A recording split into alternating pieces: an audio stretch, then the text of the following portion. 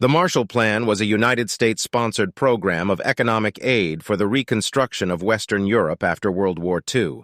It was named after the United States Secretary of State, George Marshall, who proposed it in a speech at Harvard University on June 5, 1947. The Marshall Plan provided billions of dollars in economic assistance to Western European countries such as France, Italy, and Germany, which had been devastated by the war. The aid was provided in the form of grants, loans, and technical assistance for the rebuilding of infrastructure, industry, and agriculture. The goal of the Marshall Plan was to help create stable democracies in Western Europe and to prevent the spread of communism in the region. The plan was successful in achieving its objectives, and it is widely regarded as one of the most successful foreign aid programs in history.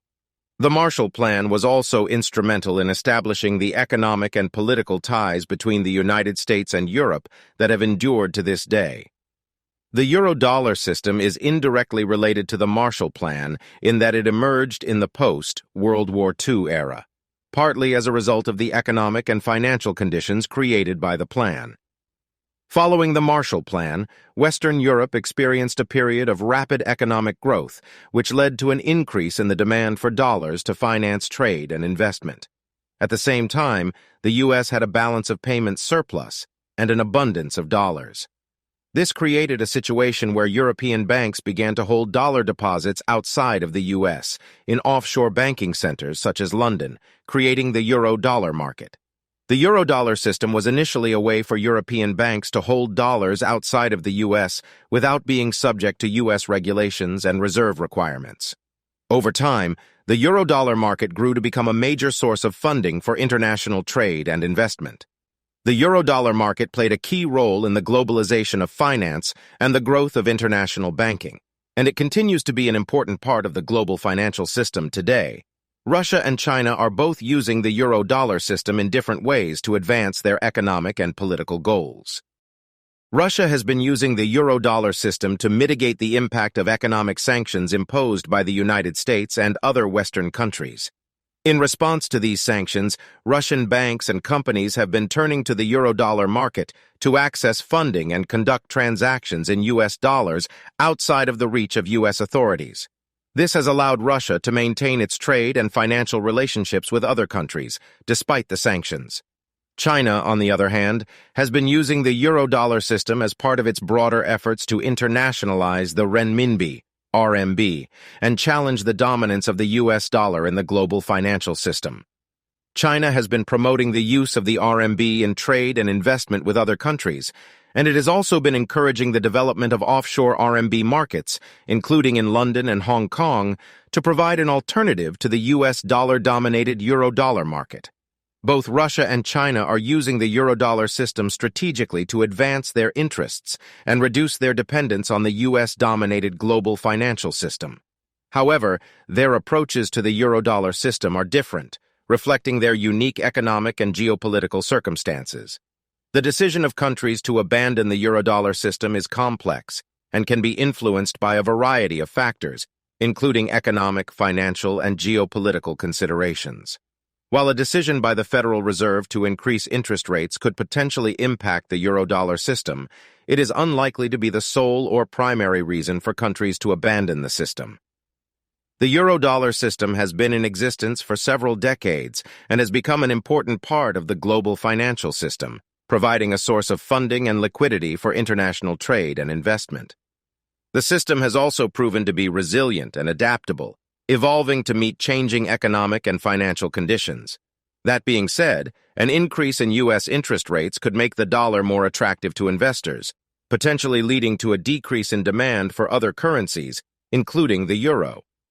This could put pressure on the Eurodollar market, making it more expensive for countries to borrow in dollars and potentially leading to some adjustments in the system.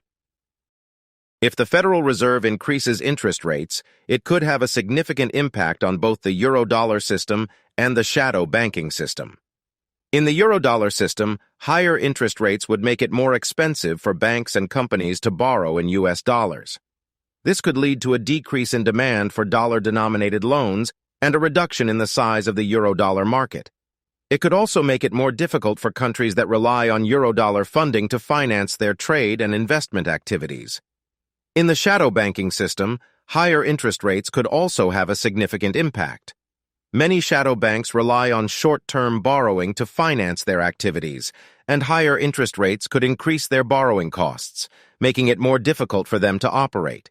It could also lead to a decrease in the amount of funds available for lending, which could have broader implications for the global financial system. At the same time, higher interest rates could lead to a shift in investor behavior, as investors seek higher returns in a higher interest rate environment.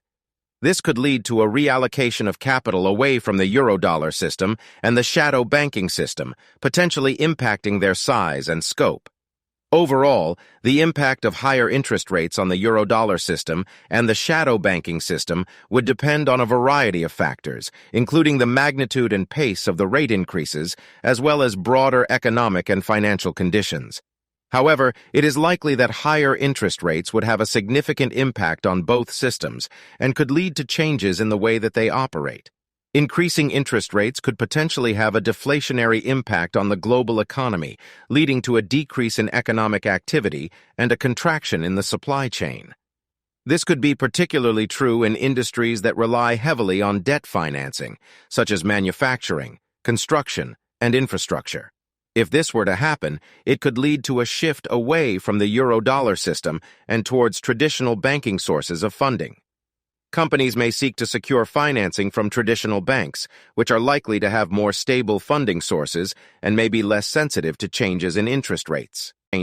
This could lead to a shift in control from the Eurodollar system, which is primarily based on short-term funding and can be more volatile, to the traditional banking system, which is typically more stable and better equipped to provide long-term funding.